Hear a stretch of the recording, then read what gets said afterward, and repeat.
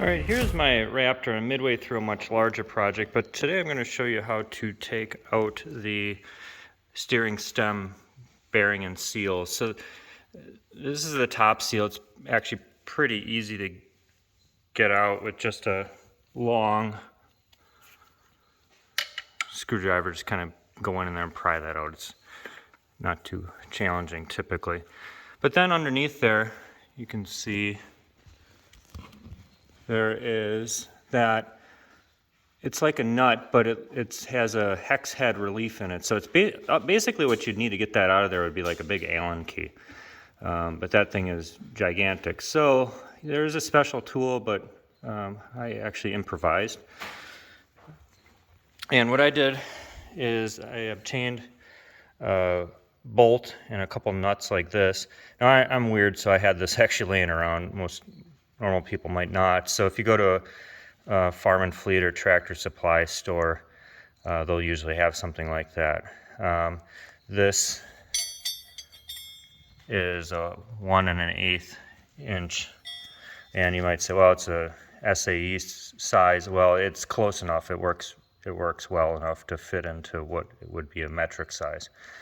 The reason you need 2 nuts is because this bolt's going to go in there like that, and if you only have one, it'll just loosen the nut off of the bolt. So you need to tighten one nut against the other, and then that can be placed into the relief like that. Let's see.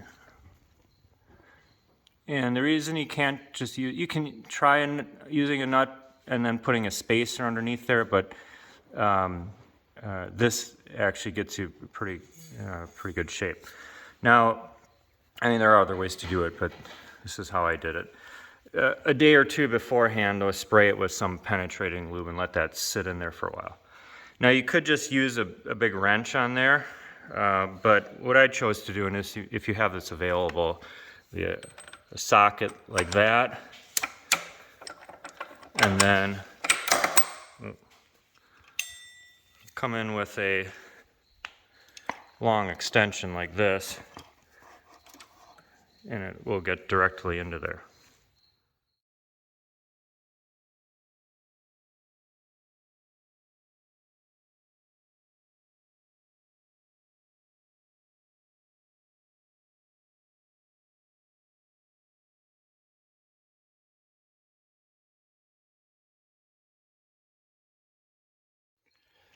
Now, when it comes to getting that bearing out, there's a few ways to do it. If you didn't have that skid plate on, you could probably come up under here with a socket or a bar or something and just pound up on there. But I actually chose to make just a little homemade puller. So I used a bolt. This is one that fits a 3/4 inch wrench. And that washer is just the right size to fit into here and slide all the way through. And then I used another washer with a bolt.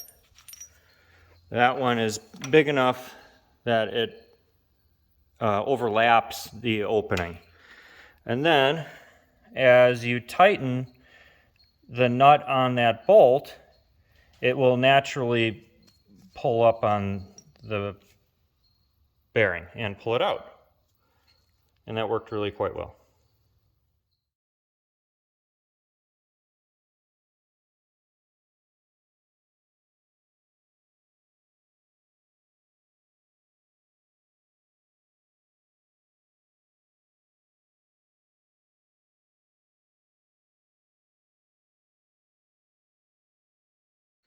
All right, so now with the bearing out, you can see what that looks like in there. And you can see why you can't come from the top and push the bearing down. It's because there's this lip here that would keep you from doing that. So it's got to come from the bottom up. Okay, so now time to put in the new stuff. All right, so PivotWorks makes everything I need to replace those seals in that bearing. You can see those here come in that kit, but also comes with stuff for the upper part of the steering stem, including the clamp there, and then those seals for that clamp. I actually have that aftermarket clamp from Nice CNC, but I will use the new seals as the original are a little bit beat up.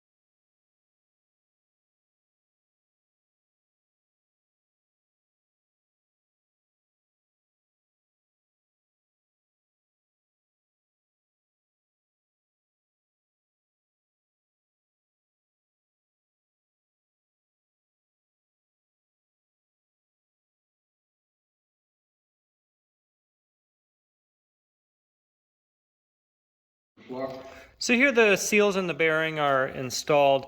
On the top one took just a bit of coaxing, and to do that, just be careful, don't wreck it. So either a rubber mallet, which you can sort of barely fit in there, or kind of the broad end of a socket's fine too. You just want something with a little bit of a surface area so you don't, wreck it or gouge it. And then you can see the bottom one there actually went in just by hand. So all set to take that steering stem and work for quite a while. And you can see the original was ready for replacement. That little spring that holds this rubber part tight against the stem, you can see it's rusted. So I packed a bunch of grease in there too to help prevent that from happening.